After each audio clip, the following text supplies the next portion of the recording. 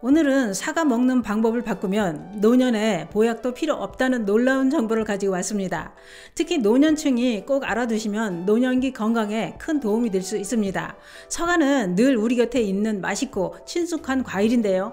최근 전문가들의 연구에서는 사과가 노년층의 깜빡깜빡하는 기억력 개선에도 큰 도움이 된다고 밝혔습니다.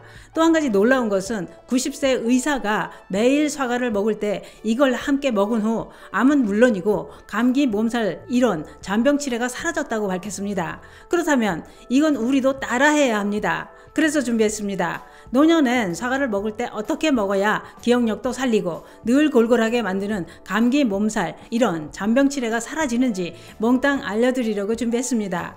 노년기를 잔병 치레로 골골하지 않으려면 오늘 영상은 꼭 보시길 권해드립니다. 그 이야기 지금 시작합니다. 안녕하십니까. 노년생활정보의 모든 것 조사 전성시대입니다. 한국인이 가장 좋아하는 과일 1위가 사과라고 하는데요. 뿐만 아니라 사과는 우리나라 전 연령대가 가장 선호하는 과일이라고 합니다.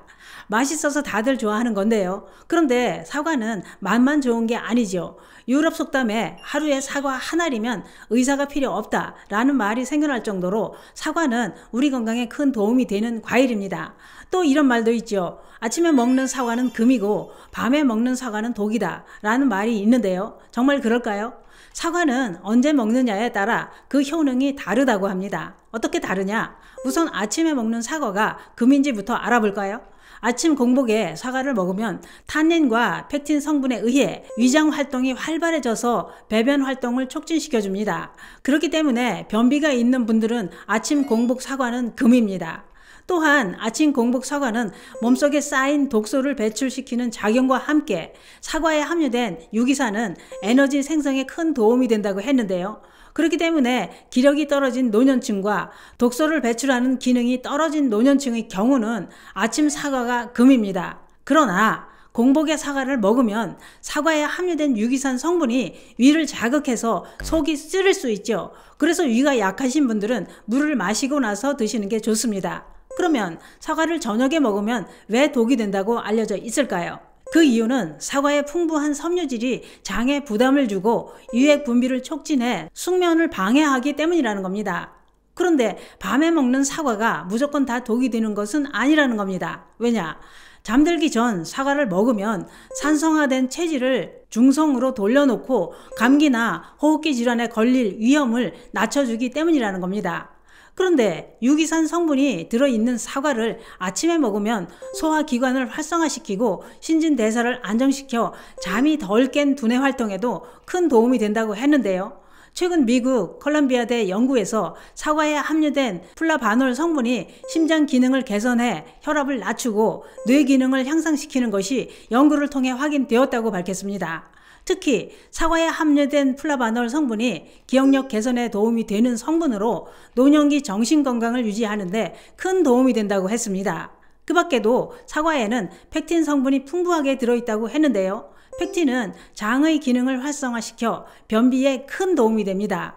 또한 사과에 풍부하게 함유된 폴리페놀과 플라보노이드 성분은 암을 막아주고 염증을 완화해주는 작용까지 한다고 했습니다. 뿐만 아니라 사과를 꾸준히 섭취하면 폐 기능이 강화돼 천식이나 호흡기 질환을 막아주는 효능도 있다는 겁니다.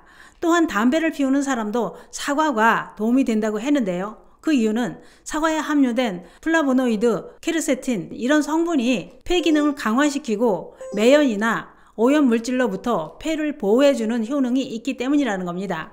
그래서 사과를 많이 먹으면 폐 기능이 강화된다고 하는데요. 그러면 사과를 더 효과적으로 섭취하는 방법은 없을까요? 있습니다. 이 방법은 90세인 이시영 박사님이 50년 동안 섭취해온 방법이라고 하는데요. 이시영 박사는 사과를 이런 방법으로 꾸준히 섭취해온 결과 몸이 가볍고 머리가 맑아졌다고 밝혔습니다. 뿐만 아니라 사과를 이렇게 먹고 나서 40년간 감기, 몸살을 한 번도 앓은 적이 없다고 했는데요. 그러면 사과를 먹을 때 비싸고 특별한 그 무엇을 함께 드신 건 아닐까요? 아닙니다. 이시영 박사님이 사과와 함께 드신 것은 바로 당근입니다. 매일 아침 사과에 당근을 넣고 갈아서 50년간 드셨다는 겁니다. 그러면 사과에 당근을 넣고 갈아 드신 이유는 무엇 때문일까요? 당근은 강력한 항산화제인 베타카로틴이 풍부하게 들어있는 채소입니다. 베타카로틴은 세포를 손상시키는 활성산소로부터 세포를 보호해 암 발생을 막아주는 건 물론이고 이미 발생한 암이 진행되는 것을 막아주는 작용도 한다고 했는데요. 뿐만 아니라 당근에 함유된 천연살충 성분인 팔카리놀이 암을 막아주는 효능이 있다는 겁니다.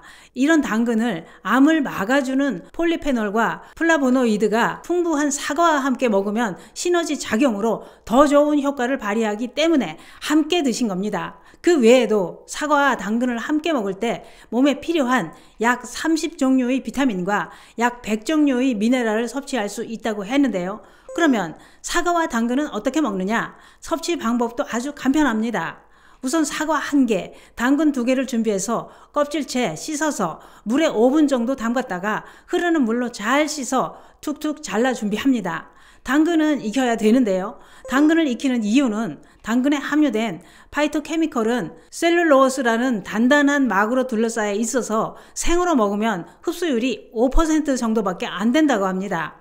그런데 익혀 먹으면 영양소 흡수율을 80에서 90%까지 높일 수 있다는 겁니다.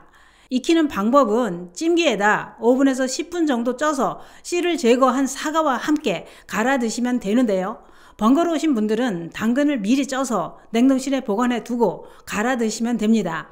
여기서 한 가지 걱정되는 부분이 있으실 텐데요. 바로 농약 걱정입니다.